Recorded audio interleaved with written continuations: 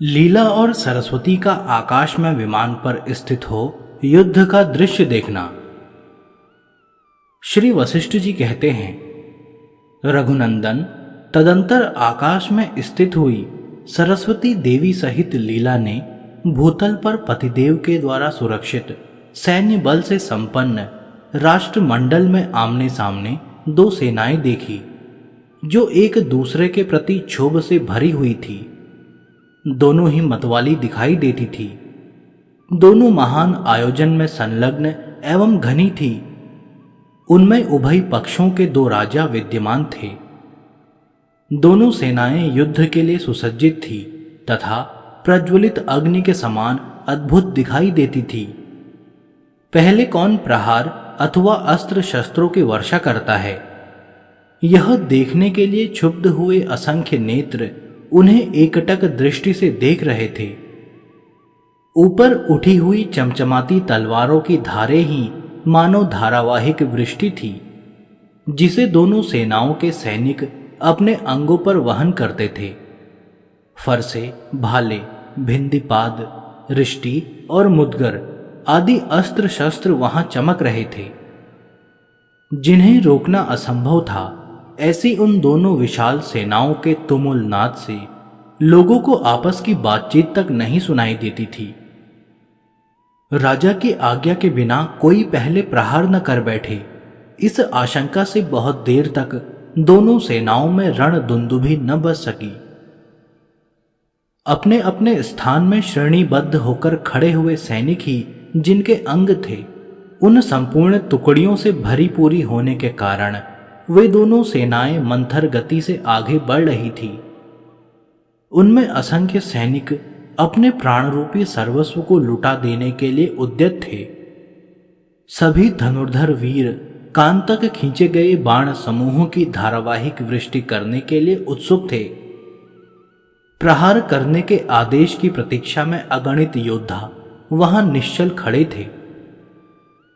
तदंतर लीला और सरस्वती दोनों देवियां उस युद्ध को देखने के लिए वहीं रुके हुए एक सुंदर, सुस्थिर एवं मनः कल्पित विमान पर आरूढ़ हुई। इतने में ही दोनों सेनाओं में आमने सामने संघर्ष आरंभ होने पर शत्रु पक्ष की सेना से प्रलयकालिक समुद्र से उठी हुई एक तरंग की भांति कोई निर्भय योद्धा निकला और आगे बढ़ा।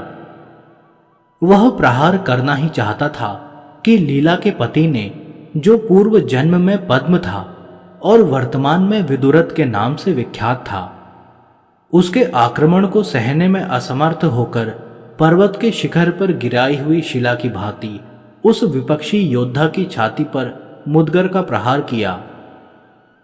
फिर तो दोनों सेनाओं में प्रलयकालीन समुद्र के समान वेग से बलपूर्वक अस्त्र शस्त्रों का प्रहार आरंभ हुआ। अग्नितुल्य तेजस्वी आयुधों की प्रभा चपला की चमक के समान सब ओर चकाचौंध पैदा करने लगी। चंचल अस्त्र शस्त्रों की धार के अग्रभाग से आकाश रेखांकित सा प्रतीत होने लगा। घरघराते हुए रथों के वेग से जो लीकें बन गई थी, वे ही योद्धाओं के शरीर से निकलकर बहने वाली खून की नदी के लिए मार्ग थी। सैनिकों की दौड़ धूप से इतनी धूल उड़ी कि वहां सब ओर कोहरा सा छा गया। धारावाहिक रूप से बरसते हुए अस्त्र शस्त्र चमचमाहट पैदा करते थे। उस सेना रूपी समुद्र का कोलाहल एकत्र हुए संपूर्ण मेघों की क्षोभपूर्ण गर्जना के समान प्रतीत होता था। क्षेपण अस्त्रों द्वारा फेंके गए पत्थरों और चक्र समूहों से भयभीत हो आकाशचारी पक्षी दूर भाग गए थे। कुठारों के आघात से योद्धाओं के मस्तक विदीर्ण हो गए थे। पूरी शक्ति लगाकर चलाई गई शक्तियों के समूह से छिन्न भिन्न होकर गिरे हुए हाथियों की लाशों से धरती पट गई थी। बड़े बड़े ताड़ वृक्षों के समान ऊंचे पुरुषों ने हाथ में कुदाल ले वन भूमि खोदकर उसे समतल कर दिया था। जहां तक बाण फेंका जा सकता है, उतने दूने प्रदेश में सब ओर से लोगों को हटा दिया गया था और पत्थरों की चट्टानें भी काट छांट कर वहां से दूर फेंक दी गई थी। नाराज रूपी श्रेष्ठ जल की वर्षा करने वाले वीर समूह रूपी मतवाले मेघों के घिर आने से जहां कबंध रूपी मोर नाचने लगे थे, तथा वेग से चक्कर काटते हुए मदमत्त गजराज रूपी पर्वतों से जो आविष्टित था, वह वेग पूर्वक चलता हुआ युद्ध वहां प्रलय काल का सा दृश्य उपस्थित कर रहा था। तदंतर युद्ध की इच्छा रखने वाले राजाओं, योद्धाओं, मंत्रियों तथा आकाश से संग्राम का दृश्य देखने वाले देव, गंधर्व आदि के मुख से वहां इस तरह की बातें निकलने लगी। देखो, तुरंत के कटे हुए मस्तकों के मुखरूपी गड्ढे में गोते लगाती हुई सफेद चीलों से व्याप्त हुए ये धड़ युद्ध भूमि में बजते हुए वाद्यों के ताल पर उछल उछल कर नाच रहे हैं। देवताओं की गोष्ठियों में परस्पर यह चर्चा चल रही थी कि कौन धीर पुरुष कब, कैसे और क्यों स्वर्ग आदि लोकों में जाएगा। कुछ लोग ऐसी बातें कह रहे थे, मूढ़ो, आगे बढ़कर युद्ध करो, अधमरे मनुष्यों को उठा ले जाओ, नराधमों, इन अपने ही लोगों को पैरों के प्रहार से कुचल न डालो। जैसे सोया हुआ मनुष्य थोड़ी देर में स्वप्न देह को प्राप्त कर लेता है, उसी प्रकार युद्ध में मारा गया योद्धा मरणकालिक मूर्छा के पश्चात एक ही निमेष में अपने कर्म रूपी शिला सृष्टा द्वारा रचित देव शरीर को प्राप्त कर लेता था।